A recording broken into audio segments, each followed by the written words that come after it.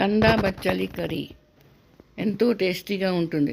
దీనికోసం కంద తీసుకోవాలి. దాన్ని బాగా కడుక్కొని ఇలాగా చిన్న చిన్న ముక్కలు చేసుకొని పక్కన పెట్టుకోవాలి. ఇప్పుడు 2 కట్టలు బచ్చలు తీసుకోవాలి. అది కూడా కడుక్కొని సన్నగా తరుక్కొని పెట్టుకోవాలి. 2 కలిపి మూకుడులో వేసుకోవాలి.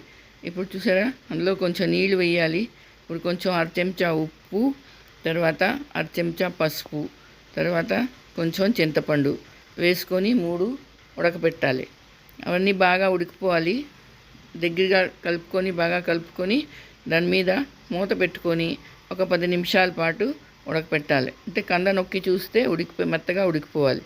ఇప్పుడు 2 చెంచాలు బియ్యం, 1 చెంచా ఆవాలు, 4 ఎండుమిరపకాయలు అన్నీ గంట ముందు నానబెట్టి పేస్ట్ చేసుకోవాలి. ఇప్పుడు చూసారా, ఇది బాగా ఉడికిపోయింది. పోపు వేయాలి. పోపుకి ఆవాలు, మెంతులు, ఇంగువ, ఎండుమిరపకాయలు, కరివేపాకు ఇవి మూకుడులో నూనె వేసుకొని ఈ పోపు వేయాలి. పోపు బాగా అవ్వాలి. ఆవాలు చెట్పట్లాడాలి. ఇంకో ఇక్కడ పోపు అయిపోతున్నది. ఇప్పుడు పోపు అయిపోయిన తర్వాత అందులోని ఉడికిన కందా బచ్చలి కూర వేసేయాలి. వేసి దాన్ని బాగా కలుపుకోవాలి.